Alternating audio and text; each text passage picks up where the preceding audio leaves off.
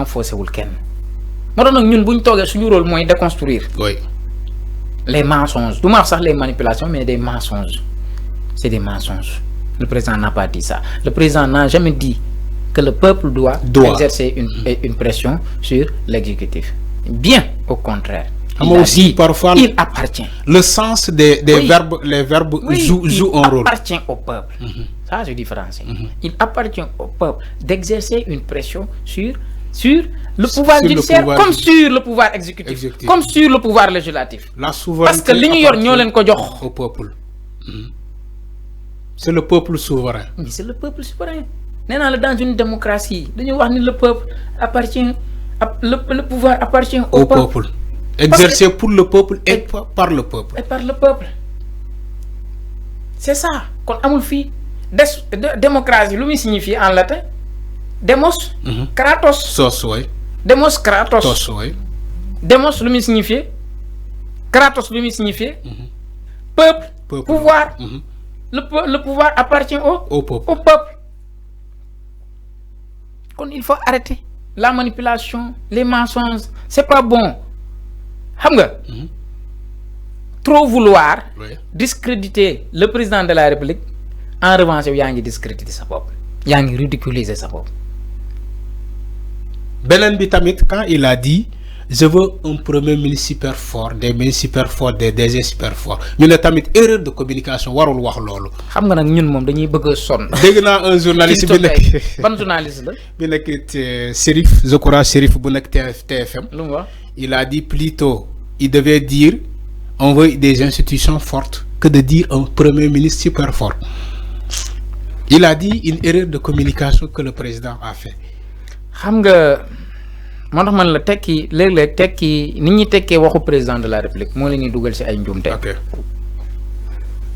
En 1960 boo bëggee xam Sénégalu tey. da ngay dellu 60 ci départ bi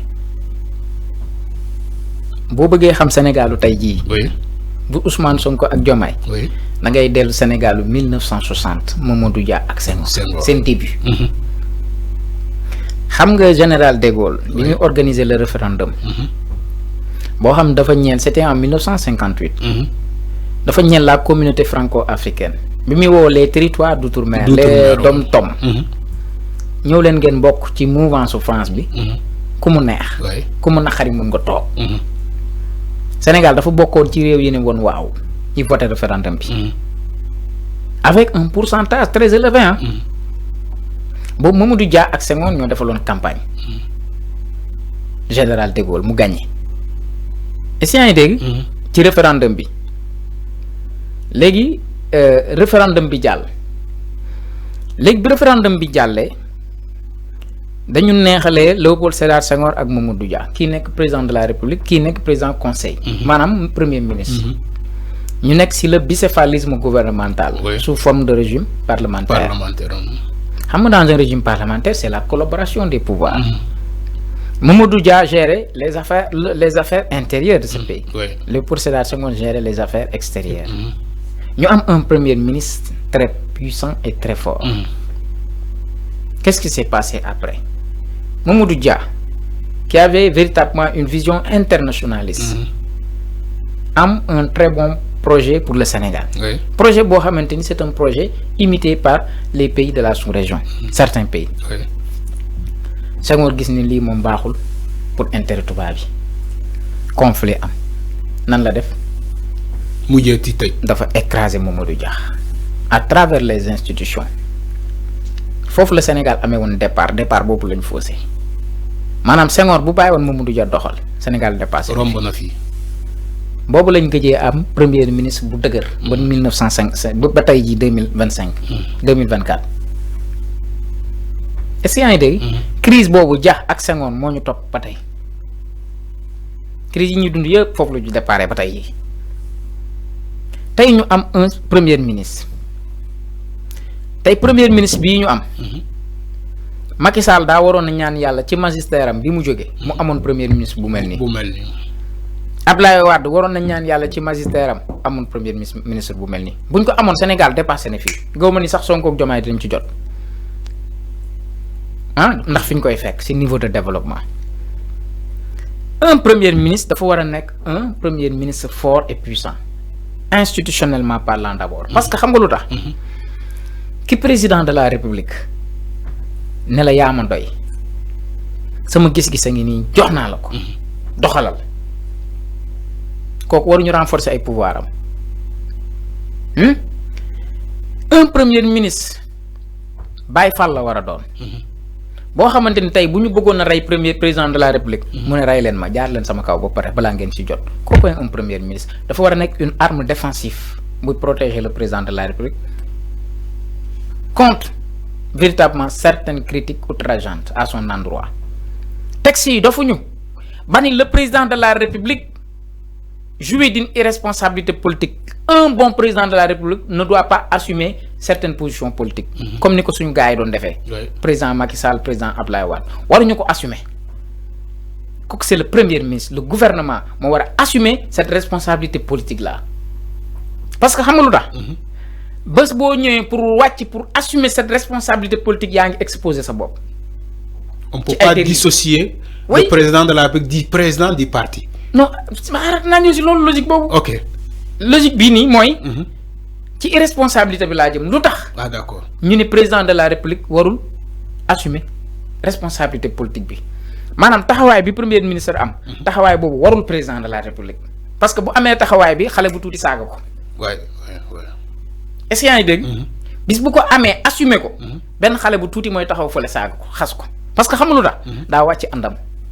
motax ñu ni la dans les textes le président de la république jouit d'une irresponsabilité politique président lan moy rôle am nenañ président dañ ko lan confiné palais oui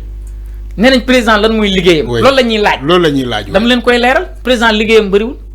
ñu ne il a tendance à s'effacer président loolooy président liggéeyam bariwul ok xam nga président lan moy liggéeyam président ngalawaay fal nañ la ba pare fexel ba réew yi nga xamante dañoo dendandoo ak ñoom réew yi ñu bokkal àdduna bi fexel ba jàmm ji di gën a dox ak di gën a law ci suñu biir diggante ak ñoom maanaam mooy assurer les relations diplomatiques demal di dikk di waxtaan di saafante pour suñu diggante ak réew yooyu gën a ñoñ ba mu mën a jur leneen lu bari ci ak ndaatangee ki xewal benn bu ñu jógee si loolu peuple bi ne ko président de la république ah ñun de wax dëgg yàlla fal nañ la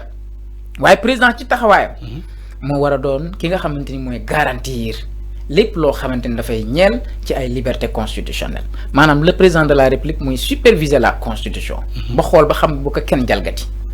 bu kenn dem à l'encontre de nos textes beneen bi mooy superviser l'action du gouvernement sa gis-gis du yow yaa koy wàcc di ko doxal de déedéet bu boobaa yaa ngi assumer cette responsabilité politique jox ko gars yi ñu dem sur le terrain bu ñu dajee xale bu réew mën ko affronter yow ñu làq la foo xam ne làq ñu fa kenn loolu tax ñu indi délit d'offense parce que délit d'offense bi xam nga lu muy tekki mooy président de làq nañ ko làq foo xamante ni sori na goo xamante ni nii nit warul mën a egg foofu nit bu eggee foofu rek c'est parce que président wàcc na àndam comprendre nga mu baax loolu tax ñu indi délit d'offense maanaam dañ ko làq fu sori ba pare tëj ko fa indi une protection jébbal ko particulière jébbal ko maanaam président ku ko saaga rek yaa ko tooñ parce que fi ñu ko làq nit waru faa mën a yegg léegi nag nit bu yeggee si mën a jote foofu sa jàppal ni président am na lu mu waroon def te defu ko léegi nag le premier ministre day ñëw assumer nekk intermédiaire bi entre le président et le peuple nekk la barrière l'arme défensive le bouclier du président de la république saaga yëpp moo tax entre le président et l'opposition aussi oui et l'opposition c'est le peuple léegi moo tax président de la république tey mucc ci loolu yëpp kuy wax da nga naan président yaa baax yaa gore Ousmane Sonko nga daggal saaga yooyu tey bu doon président de la république dafa wàcc àndam directement moom la nit ñi di saaga est-ce que yaa ngi dégg léegi nag dafa am Baye Fall moo tax man léeg-léeg nit ñi dañuy wax loo xamante ni xamuñu ko demul bokkul ak sax li texte yi bind le président est en train d'assumer véritablement ses rôles.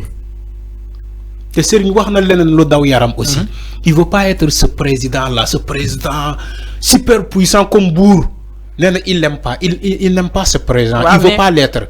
Moi, il délègue, il préfère renforcer les pouvoirs du premier ministre. Wa xam nga lolu moom la yàlla suñu borom bi subxanahu wa taala mu dogal si moom mu yàgg ko wax. est-ce que Afrique gis ku mel noonu kuy wax un président buy waxee noonu ñu bëri sax dafa dawloo seen yaram keroog. waa xam nga moom daf ko yàgg wax dafa yàgg wax ni. bu doon ni tey la ko tàmbalee wax sax nga ni waaw. mais avant que ñoom ñuy accéder au pouvoir lañ wax ni